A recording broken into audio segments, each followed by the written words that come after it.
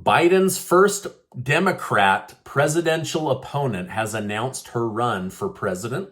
Congress warns that China could arm Russia at a rate faster than NATO could arm Ukraine. There has been another train wreck in the United States, and the region of Bakhmut, Ukraine, is under serious threat of collapse. Thank you so much for liking and sharing these videos. It really helps me out, and I really appreciate it. Now, make sure to listen to the end of this video. There's a new $10,000 cash giveaway that Casey and I are doing, and one of you is going to win $5,000, and you can spend it however you want.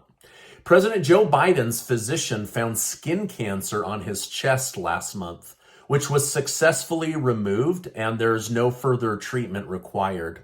However, former White House doctor to Obama and Trump, Ronnie Jackson, controversially suggested that Biden's medical team is hiding the results of a cognitive test to distract from his alleged mental unfitness in running the United States. First Lady Jill Biden, said her husband is mentally well and that no one should be speaking about his mental health.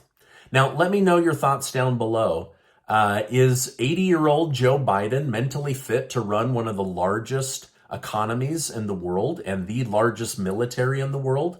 Let me know your thoughts down below. Liberal comedian Joe Rogan said, there is no way he would vote for Joe Biden again. He's mentally gone, he said, and his cabinet is a sideshow of diversity, essentially saying that Biden and the White House have only hired people based on their skin color and their sexual orientation, and not based on their skills or their merit.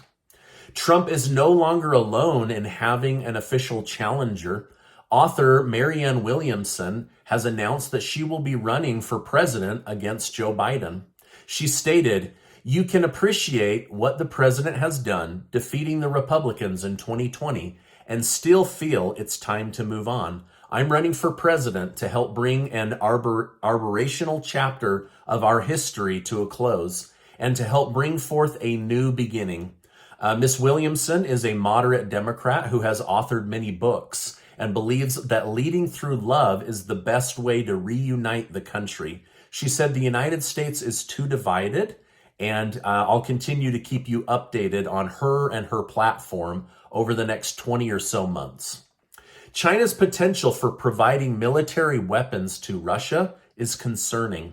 Representative Mike Turner warned in an NBC interview that such support could greatly impact Ukraine and shift the dynamics of the conflict. The situation is already difficult, and China's involvement could exacerbate or worsen the situation. Though China is currently publicly advocating for peace, their stance could change very quickly, depending on Russia and NATO's threats towards Russia. Now, did you know that China has the ability to make twice as many weapons of war as the United States, and has been in production for many years as they build up their own army and navy?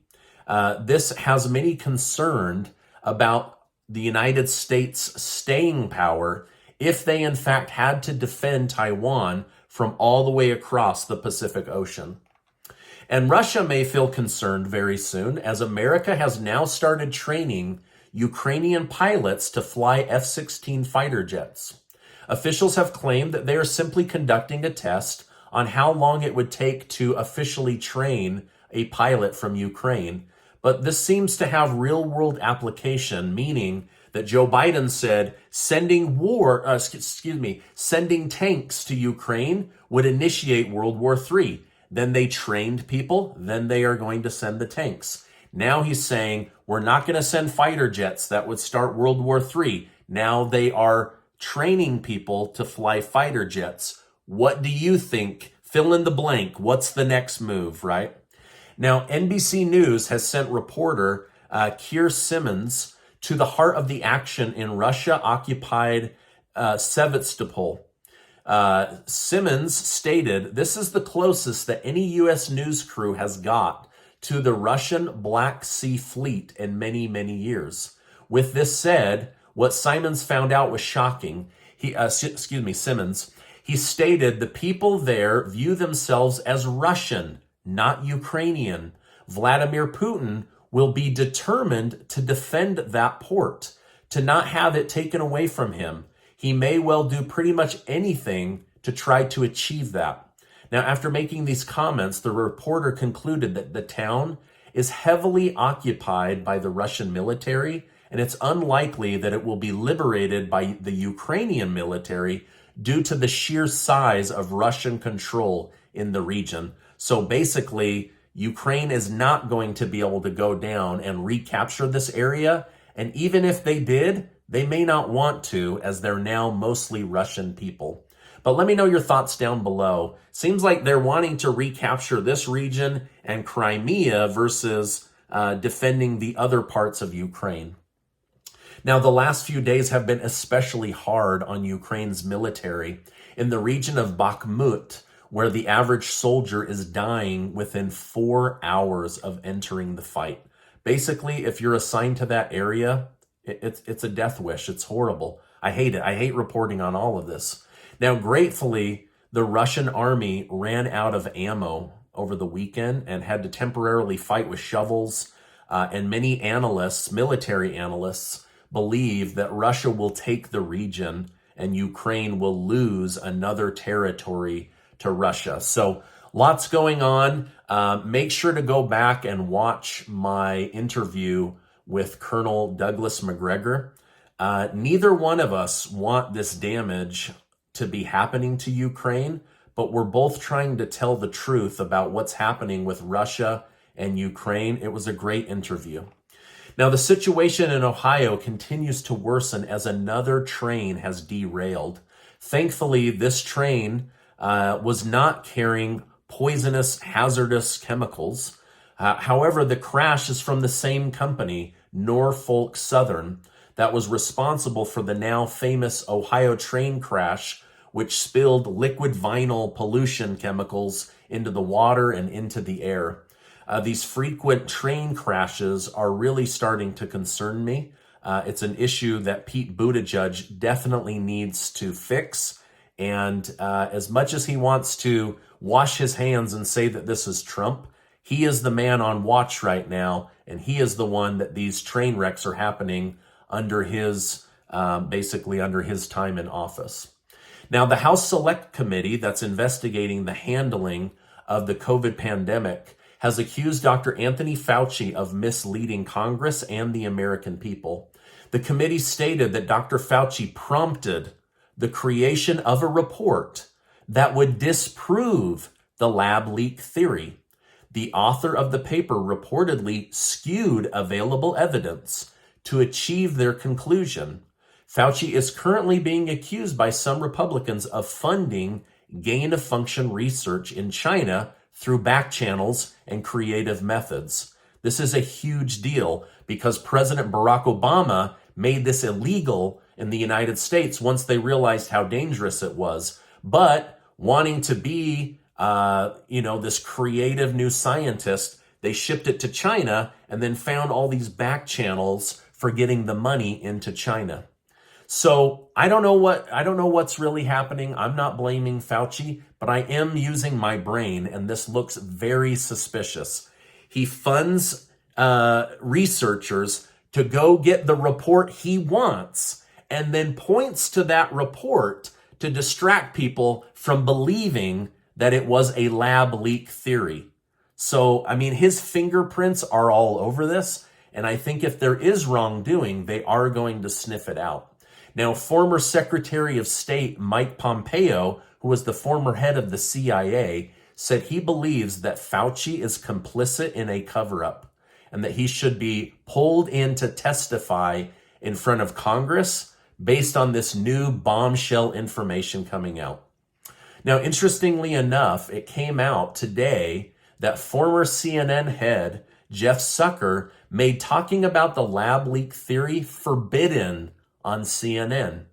He didn't want Trump to be right about anything, so he purposely buried the details for over 2 years. Basically, do not talk about this, even if it's true, even if the evidence points in that direction. do everything to cover for Fauci, and give Trump no correct answers. So pretty irritating, to be honest. All right, now I want to tell you about a stock company that you're going to want to research. It's up by over 100% in just the last month. And just today, Yahoo Finance labeled it as a stock in play, meaning that it's moving, that investors are paying attention, especially institutional investors. The group is FE Battery Metals CORP, and their ticker symbol is FEMFF. And you can find them on most major trading platforms like TD Ameritrade or E-Trade. Now, up in Quebec, one of the largest lithium miners in the world just committed to spending hundreds of millions of dollars in the region because they believe it has the best lithium in North America. Well, all the exploration claims and properties of FE Battery Metal Corp are surrounded by this company. And FE has already started digging and exploring the region. Lithium is one of the hottest metals in the world right now and is vital for electrifying the world. In fact, General Motors just committed $600 million to mining operations to ensure that their car company can get access to lithium when they need it. Tesla has also openly talked about buying mines in order to have access to these necessary minerals and metals. Now, the team running FE Battery Metals Corp is incredible. The CEO, Gurminder Singh, sits on the board of several publicly traded companies. He has 18 years of business experience and got his MBA from Cornell University's business school. So just a brilliant guy with almost 2 decades of publicly traded company experience. Now, when it comes to this mining group, I specifically like to look at directors and geologists. So who's doing the exploration and who's running the company? Well, the geologist is Mr. Craig Alford, and he has 30 years of mining exploration. He's been called in on mines in China, South America, Australia, Russia, and even Africa.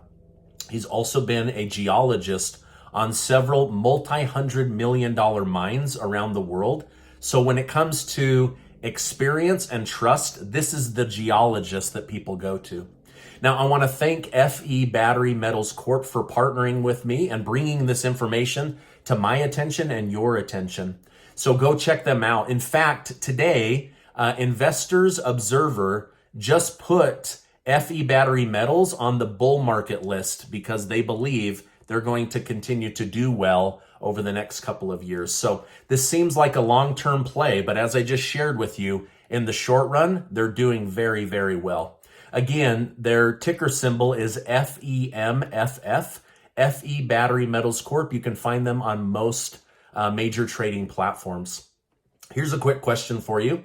Did you know that almost all the world's lithium is processed in China? So I'm glad to see a big lithium producer and processor moving to North America. All right, now Casey and I have a new giveaway for the month of March. We're giving away $10,000 in cash, thanks to generous video sponsors and affiliates. One of you is going to win $5,000 in cash, and you can spend it however you want. The other 10, you're going to win $500 in cash, which is no small amount of money. So there's a new way to sign up. I'll leave a link down below in the video description and also in the pinned comment. There's also ways to increase your chances of winning by sharing this with family and friends on social media. So I'll leave that link down below. But again, we're so excited, thanks to select video sponsors, to be able to share this money with our YouTube community as a way of saying thank you for getting our channel to over 1 million subscribers.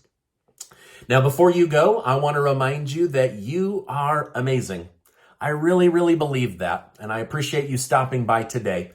Do me a favor, actually do yourself a favor. Check out this super important video and hit that subscribe button if you haven't already.